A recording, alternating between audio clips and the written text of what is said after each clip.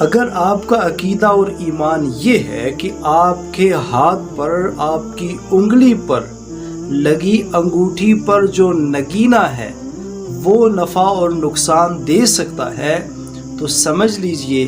کہ آپ کے اور کسی ہندو کے عقیدے میں کوئی فرق نہیں ہے، اس لیے کہ وہ بھی ایک پتھر پر یقین رکھتا ہے اور آپ بھی ایک پتھر پر یقین رکھتے ہیں۔ اگر کسی کی کوئی کپڑے کی دکان ہے اور دکان پہ ایک بت لگا ہوا ہے جس پہ کپڑے سجے ہوئے ہیں، جس پر کپڑے لٹکائے ہوئے ہیں،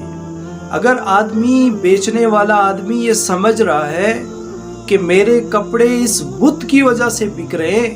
تو سمجھ لیجئے آپ کے اور کسی ہندو کے عقیدے میں کوئی فرق نہیں۔ اسی طرح سے اگر آپ کی کسی چیز کی دکان ہے اور آپ نے ایک بہت بڑا اشتہار لگایا ہوا ہے اور اس پر لڑکے یا لڑکی کی تصویر ہے اور آپ یہ سمجھ رہے ہیں اس کی وجہ سے مجھے رزق مل رہا ہے، تو سمجھ لیجئے آپ کے اور ہندو کے عقیدے میں فرق نہیں۔ اسی طرح سے کوئی جا رہا ہے اور راستے میں دیکھا اور گراؤنڈ میں دیکھا یا چوراہے پہ دیکھا کہ ایک آدمی بیٹھا ہوا ہے اور طوطا لے کے بیٹھا ہوا ہے اور فال نکال کے بتا رہا ہے، اور آپ نے جب فال نکالی تو اس میں اچھا یا برا آ گیا تھا، آپ نے اس پہ عقیدہ اور ایمان رکھا، آپ کا ایمان خطرے میں ہے۔ اسی لیے کہ رسول اللہ صلی اللہ علیہ وسلم نے فال نکالنے والوں کے پاس جانے سے منع فرمایا۔ اور اسی طرح سے آپ کو ایسے لوگ ملیں گے جو خود سڑک پہ بیٹھے ہوں گے، کڑی دھوپ میں بیٹھے ہوں گے، اور آپ کو حقیق کے بارے میں بتائیں گے کہ یہ فائدہ دیتا ہے، یہ نقصان دیتا ہے، اس سے آپ کا مال بڑھ جائے گا اور اس کے یہ فائدے اور یہ نقصانات ہیں، یہ حقیق آپ کے لیے بہت زیادہ نقصان دہ ہے۔ اگر حقیق والا جو آپ کو بہت زیادہ حقیق کے فائدے بتا کے جا رہا ہے، تو اگر فائدہ اور نقصان دیتا ہوتا تو سب سے پہلے یہ حقیق والا کسی بڑی مسند پہ صدارت کی کرسی پہ بیٹھا ہوتا، یا وزیر اعظم بن کے بیٹھا ہوتا،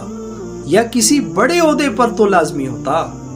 لیکن ایسا نہیں ہے۔ اور ہماری کم عقلی کی بھی انتہا ہے کہ ہم اسی سے جا کے اس لیے وہ چیز لیتے ہیں، اس لیے کہ وہ فائدہ دیتی ہے اور نقصان دیتی ہے۔ اسی طرح اولاد کے حصول کے لیے بہت سارے لوگ قبروں کا طواف کرتے ہیں، قبروں کو سجدے کرتے ہیں، مزارات پر جاتے ہیں، پیروں کے پاس جاتے ہیں۔ تو اللہ تعالیٰ نے قرآن میں خود فرما دیا، یَهَبُ لِمَن یَشَاءُ إِنَاثًا، جس کو چاہے بچیاں دے، وَيَهَبُ لِمَن يَشَاءُ ذُكُورًا، جس کو چاہے بچے دے، او یزوجہم ذکرانا و اناثا، جس کو چاہے بچے بچیاں دونوں دے دے، ویجعل من یشاء عقیما، جس کو چاہے بانجھ بنائے۔ یہ اللہ کی مرضی ہے، لوگوں کی مرضی نہیں ہے۔ اس لیے ان باتوں سے نکل کر ایک خالص اللہ کی طرف توجہ کیجئے۔ اللہ سارے کام بنائیں گے، اللہ ساری مرادیں پوری کریں گے، اللہ ساری مشکلات حل کریں گے، اللہ سارے مسائل حل کریں گے، اللہ محتاجیاں دور کریں گے۔